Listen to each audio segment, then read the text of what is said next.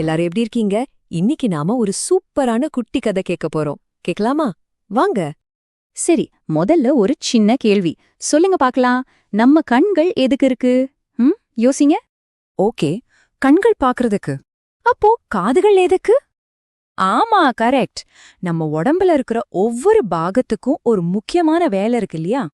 இப்போ இதையே நாம ஒரு சின்ன கதை வழியா பாக்கலாமா? இங்க பாருங்க, இவன் பேரு தான் லியோ. அவனோட தாத்தா அவனுக்கு ஒரு புத்தம் புது பட்டம் வாங்கி கொடுத்திருக்காரு.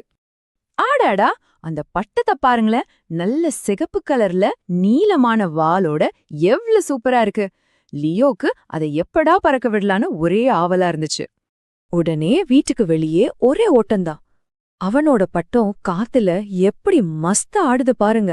அப்படியே மேல, இன்னும் மேல, இன்னும் மேலேன்னு வானத்துல உயரமா பறந்து போயிட்டே இருந்துச்சு. இங்குதான் ஒரு சின்ன ட்விஸ்ட். லியோவோட கண்கள் அதோட வேலைய கரெக்டா செஞ்சது. பட்டத்தையே பார்த்துட்டு ரொம்ப பிஸியா இருந்துச்சு. ஆனா அவனோட தலை ஒரு முக்கியமான விஷயத்த செய்ய மறந்து போச்சு. என்ன தெரியுமா அது? தாத்தாவுக்கு நன்றி சொல்ல மறந்துட்டான்.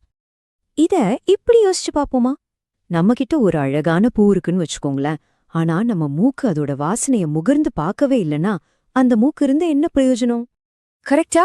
அதே மாதிரிதான். ஒருத்தர் நமக்கு ஏதாவது நல்லது செஞ்சா அவங்களுக்கு அன்பையும் நன்றியையும் காட்ட மறுக்கிற ஒரு தலை இருந்து என்ன பிரயோஜனம்? அப்போ தலையோட முக்கியமான வேலைகள்ல ஒண்ணு என்னன்னா, நன்றிய ஞாபகம் வச்சுக்கிறது தான். அப்போ நன்றியுணர்வுனா என்ன? ரொம்ப சிம்பிள். நமக்கு யாராவது ஒரு நல்லது செஞ்சா அதுக்காக மனசுக்குள்ளேர்ந்து வர்ற அந்த தேங்க்யூ ஃபீலிங் தான் அது. இப்போ கதைக்கு வருவோம். பட்டம் விட்டுட்டு இருந்த லியோ சட்டுன்னு திரும்பி அவனோட தாத்தாவை பார்த்தான். அப்போதான் அவனுக்கு பளிச்சுன்னு ஒரு விஷயம் ஞாபகத்துக்கு வந்துச்சு. ஞாபகம் வந்த உடனே அவன் என்ன செஞ்சான் பாருங்க.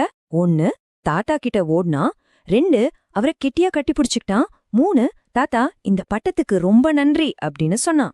லியோ இப்படி நன்றி சொன்னதும் அவங்க தாத்தாவோட முகத்துல ஒரு பெரிய சந்தோஷமான புன்னகை வந்துச்சு. அத பார்த்ததும் லியோக்கு மனசுக்குள்ள சூரியன் வெளிச்சம் அடிச்ச மாதிரி ரொம்ப இதமா சந்தோஷமா இருந்துச்சு. அப்போ இந்த கதையிலிருந்து நம்ம என்ன தெரிஞ்சுக்கிறோம்? நம்ம மனசு சந்தோஷமா இருக்கணும்னா அதுக்கு நன்றி சொல்ற மனசு இருக்கணும். நாம மத்தவங்களுக்கு நன்றி சொல்லும்போது அவங்களுக்கு மட்டும் இல்ல, நமக்கும் ரொம்ப சந்தோஷமா இருக்கும். சரி குட்டீஸ், இப்போ கேள்வி உங்ககிட்ட தான். இன்னைக்கு நீங்க யாருக்கெல்லாம் நன்றி சொல்ல போறீங்க? நல்லா யோசிச்சு பாருங்க. உங்க அம்மா, அப்பா, டீச்சர்ஸ், ஃப்ரெண்ட்ஸ், இப்படி யாருக்கு வேணாலும் இருக்கலாம். மறக்காம இன்னைக்கே அவங்களுக்கு ஒரு பெரிய தேங்க்யூ சொல்லுங்க. ஓகேவா?